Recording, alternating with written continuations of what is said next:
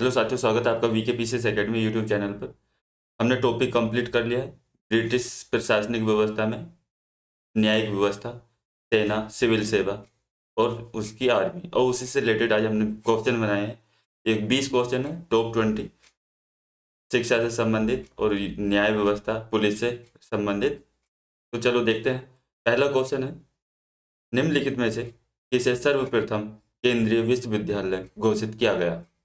Option A Aligarh Muslim university, Aligarh. दूसरा doctor Bhimrao Ambedkar विश्वविद्यालय, लखनऊ। तीसरा बनारस हिंदू विश्वविद्यालय, बनारस। और चौथा इलाहाबाद विश्वविद्यालय। तो कौन सा होगा सही इसमें?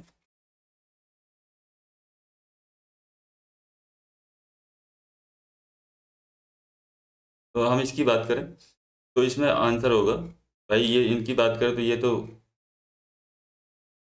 बाद में बने, लेकिन ये सबसे पहले बना। अलीगढ़ मुस्लिम विश्वविद्यालय ही केंद्रीय विश्वविद्यालय घोषित किया गया था पहले नंबर पर। इसकी स्थापना की बात करें तो 1916 में किसने की थी? मदन मोहन मालवीय ने। दूसरा क्वेश्चन देखते हैं, निम्नलिखित में से किसने भारतीय विश्वविद्यालयों में धार्मिक शिक्षा के लिए प्रबल रूप से वकालत की थी?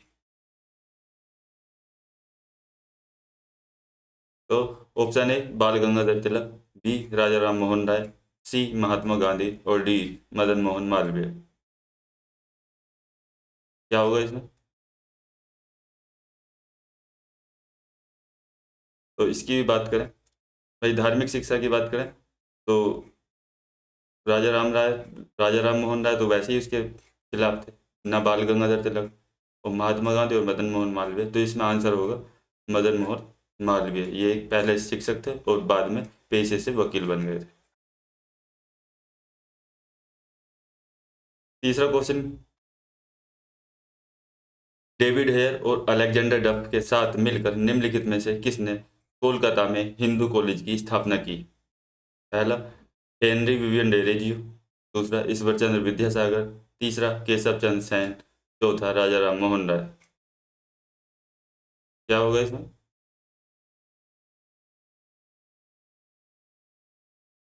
तो हम इसकी बात करें, ये बोल रहे हैं डेविड हेयर और अलेक्जेंडर डफ के साथ मिलकर किसने स्थापना की थी?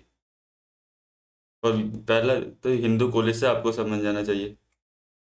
तो इसका आंसर है राजा राम मोहन राय ने ही डेविड हेयर और अलेक्जेंडर डफ के साथ मिलकर कोलकाता में हिंदू कॉलेज की स्थापना की थी। कब? ये की थी 1817 में। आगे बात करते हैं, क्वेश्चन नंबर 4, निम्नलिखित कॉलेजों में सर्वप्रथम किसकी स्थापना हुई थी? A Hindu college Kolkata, B Delhi college, C Mayo college और D Muslim Anglo Oriental college. क्या होगा इसमें?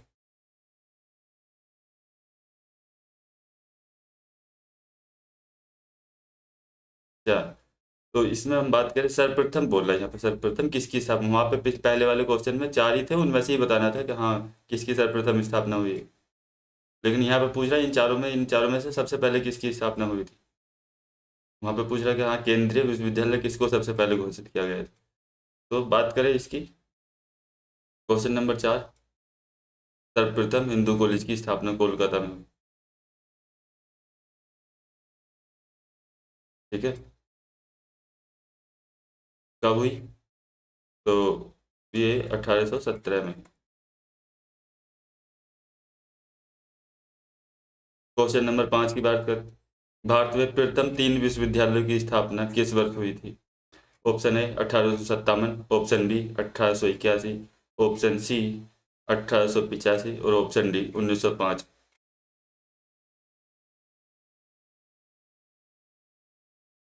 तो इसकी देखते हैं, भाई प्रथम तीन विश्वविद्यालयों की स्थापना जब वुड का घोषणा पत्र आया था 1854 में। 1854 में वुड के घोषणा पत्र में तीनों प्रेसिडेंसी यानी मुंबई, मद्रास और कोलकाता, इन तीनों जगह दिल्ली लंदन यूनिवर्सिटी की तर्ज पर यूनिवर्सिटी खोलने की बात की गई थी वुडकेज पे, और उसी के आधार पर 1857 में 3 साल बाद ये 3 विश्वविद्यालयों की स्थापना की गई। क्वेश्चन नंबर 6, भारत में आधुनिक शिक्षा प्रणाली की नींव किससे पड़ी? ऑप्शन ए 1813 का चार्टर एक्ट, दूसरा 1845 के मैकाले के स्मरण पत्र, सी 1882 का हंटर आयोग, और डी 1854 का वुड स्पेच। किससे पड़ी?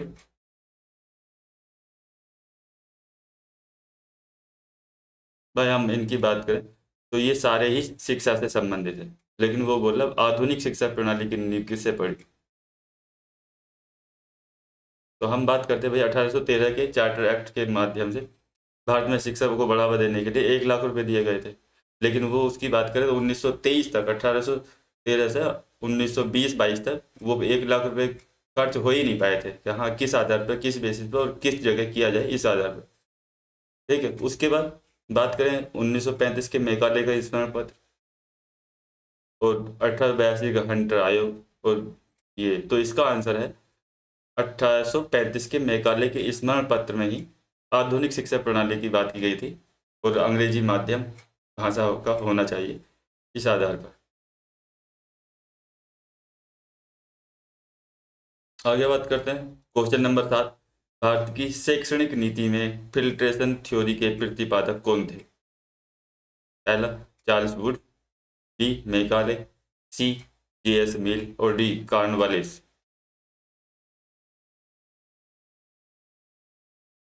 बात करें फिल्ट्रेशन थ्योरी, पहले आपको फिल्ट्रेशन थ्योरी का मतलब इसको अधोनिष्पंदन अधोनिष्पंदन सिद्धांत भी बोलते हैं।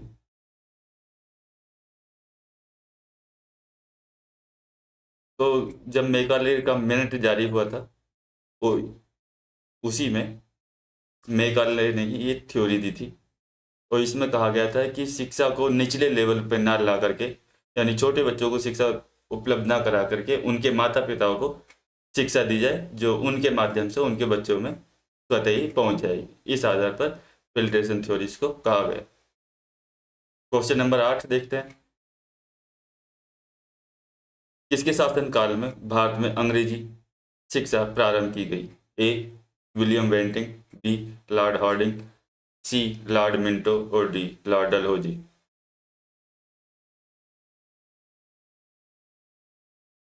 क्या होगा इसमें? तो ये शुरू हुई थी विलियम बेंटिंग, ये विलियम केवेंडिश बेंटिंग इसका पूरा नाम था। कब? तो ये 1828 से 35 के मध्य। आगे बात करें क्वेश्चन नंबर 9, निम्नलिखित में से किससे या किन से भारत में अंग्रेजी शिक्षा की नींव पड़ी? ऑप्शन ए 1813 का charter act, B general committee of instruction 1823, और सी प्राच्यवाद और आंग्लवाद विवाद। उपयुक्त कथनों में से कौन सा यह से सही है या है?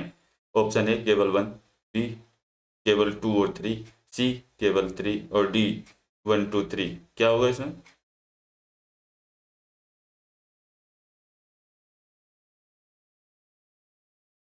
भाई अंग्रेजी शिक्षा की नींव की बात कर रहे हैं तो 18 चार्टर एक्ट, दूसरा जनरल कमेटी ऑफ इंस्ट्रक्शन 1823, और प्राच्यवाद आंग्लवाद, ये सही है। जनरल कमेटी ऑफ इंस्ट्रक्शन ये भी एजुकेशन से संबंधित है कि जो भी शिक्षा का प्रचार प्रसार जो भी हुआ उसकी जांच के लिए जनरल कमेटी ऑफ इंस्ट्रक्शन 1823 गठित किया गया था, जो इसमें 10 यूरोपीय लोग सदस्य थे, सदस्य थे इसमें, उनको जांच यही करना था। और 1813 का चार्टर एक्ट, यानी इसका आंसर क्या होगा? डी 1 2 3 तीनों ही सही है। आगे देखते हैं क्वेश्चन नंबर 10, निम्नलिखित में से किसने कालिदास की प्रसिद्ध रचना शकुंतला का पहली बार अंग्रेजी में अनुवाद किया था? ए चार्ल्स विल्किंस, दूसरा हेनरी कोलब्रुक, और तीसरा योहान वोल्फगंग फोन गेटे, और डी सर विलियम जोन्स। क्या होगा इसमें?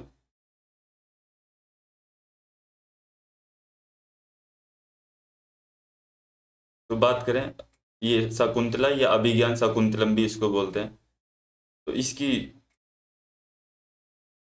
अंग्रेजी में जो अनुवाद किया था वो किया था सर विलियम जोन्स ने। बात करें अभिज्ञान शाकुंतलम की तरह का अंग्रेजी में अनुवाद किया, इन्होंने मनुस्मृति का भी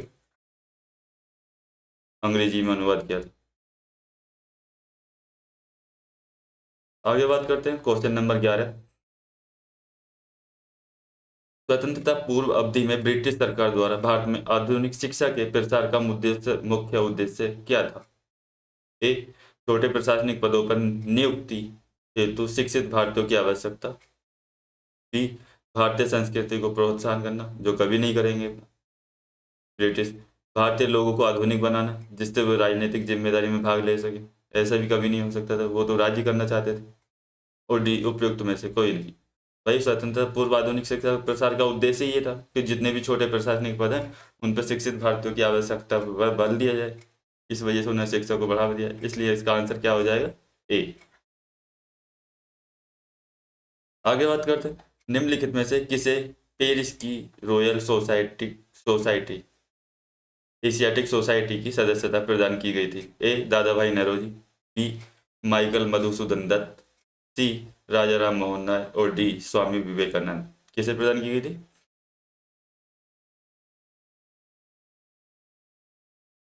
तो ये प्रदान की गई थी माइकल मधुसूदन दत्त को। बात करें रॉयल एशियाटिक सोसाइटी की स्थापना की, तो ये 1822 में इसकी स्थापना हुई और 1929 में शाही शासन द्वारा इसकी पुष्टि की गई।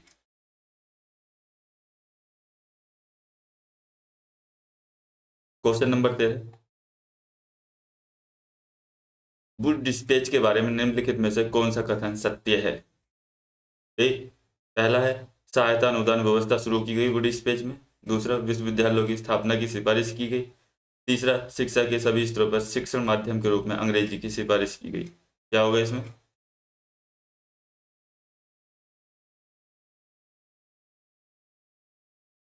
अब बोल रहा है उपयोग कथनों में से कौन सा यह से सही है या है? केवल वन। दूसरा, टू और थ्री। तीसरा, केवल थ्री। और डी, वन टू थ्री। भाई निजी क्षेत्र के शिक्षा के क्षेत्र में प्रवेश करे और उसके लिए सहायता अनुदान सरकार दे, तो इस वजह से इसकी व्यवस्था तो उसने की थी। बात करें विश्वविद्यालयों की स्थापना की सिफारिश, तो कि भाई लंदन विश्वविद्यालय की तर्ज पर तीनों प्रेसिडेंसियों में विश्वविद्यालयों की स्थापना की व्यवस्था भी इसमें की गई थी। और शिक्षा के सभी स्तरों पर शिक्षण माध्यम के रूप अंग्रेजी की नहीं, एंग्लो हाई स्कूल के बाद की बात की गई थी, इसलिए ये गलत हो जाएगा। तो जब हम थ्री को कट कर देंगे तो बचा क्या हमारे पास? वन और टू। सॉरी, ये ऑप्शन गलत बन गया, यहाँ पे वन और टू कर लीजिए। इसका आंसर वन और टू, बी। Question number 14। भारतीय सिविल सेवा का उद्देश्य शासन के लिए वफादार वर्ग का निर्माण करना, न कि स्वतंत्र विचारक बनना। यह कथन किसका है? ऐसे कथन कभी कभी पेपर में पूछे जाते हैं। तो option A, Lord Curzon. B, Lord Macaulay. C, John Strachey. और डी, लॉर्ड रिपन।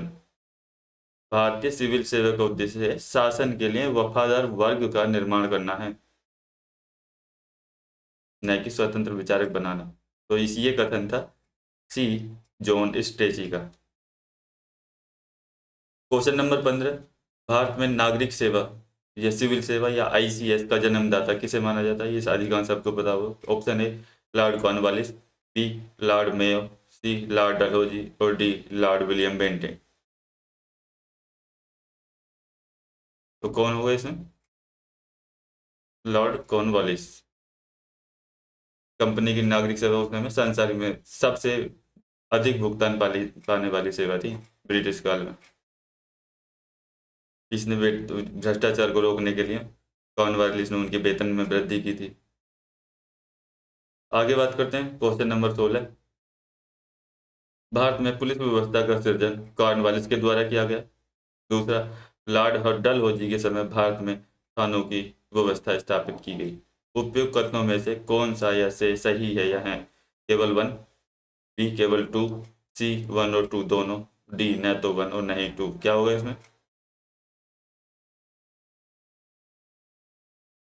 हम बात करें भाई भारत में पुलिस व्यवस्था के सृजन की, तो सृजन किसके द्वारा? कॉर्नवालिस के द्वारा हुआ था, ये तो सही है। दूसरा, डलहौजी के समय थानों की व्यवस्था की गई, स्थापित की गई? नहीं, ये गलत है। ये भी थानों की व्यवस्था कॉर्नवालिस के समय ही की गई थी, इसलिए टू रोंग। तो इसका आंसर हो जाएगा केवल 1। क्वेश्चन नंबर 17, भारत में दीवानी और फौजदारी कचहरियों के श्रेणीबद्ध संगठन के जरिए न्याय प्रदान करने की नई व्यवस्था का प्रारंभ किसके द्वारा शुरू किया गया था? Option A Cornwallis, B Warren Hasting, C William Bentinck और डी लॉर्ड क्लाइव। 17 का भाई दीवानी और फौजदारी कचहरियों की स्थापना की बात कर रहे हैं, किसके द्वारा शुरू किया गया था?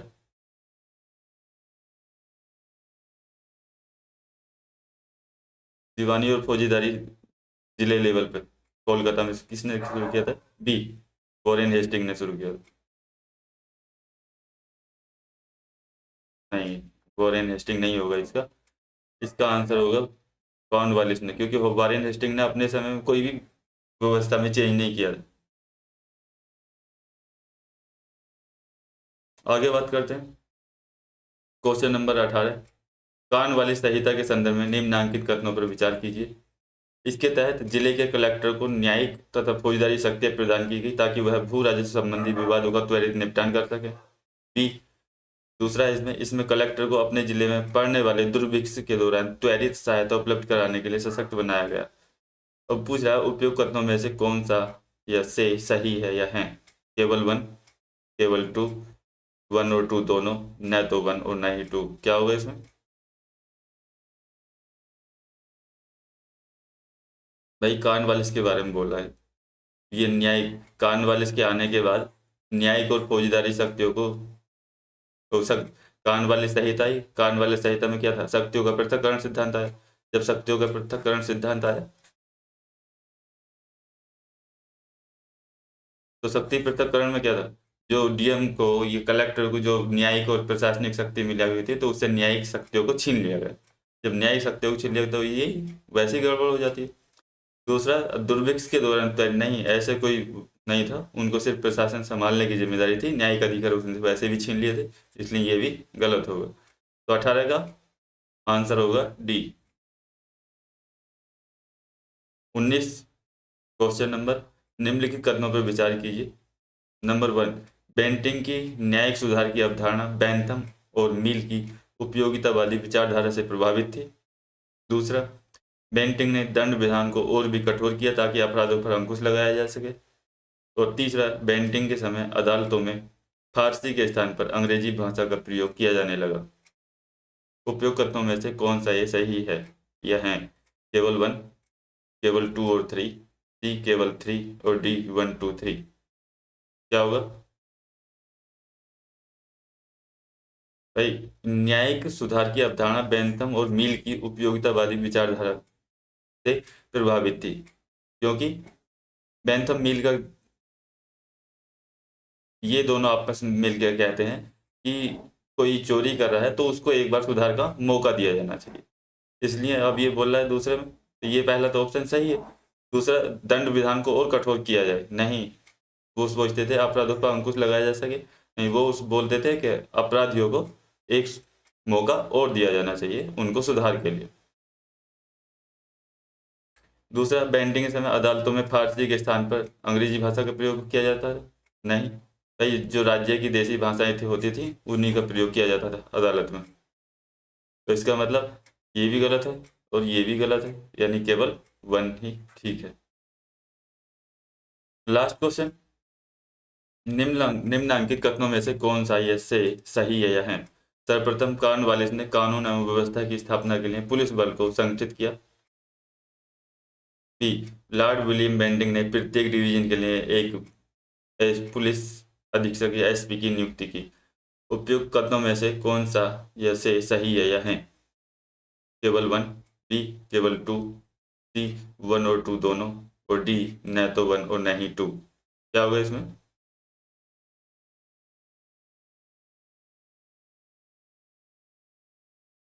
भाई कानून वाले ने कानून स्थापना के लिए पुलिस बल को संगठित किया, ये तो ठीक है। बोला विलियम बेंटिंग ने फिर पुलिस डिवीजन की नहीं, एसपी की नियुक्ति की, किसने नहीं की। तो क्या हो जाएगा इसका आंसर? Option A. भाई प्रत्येक डिवीजन में हम बात करें, प्रत्येक डिवीजन के लिए एसपी की नियुक्ति किसके समय हुई थी? तो ये की थी लॉर्ड मेयो के समय हुई थी। और बात करें विलियम बेंटिंग की, तो इसने एसपी का पद को समाप्त कर दिया था।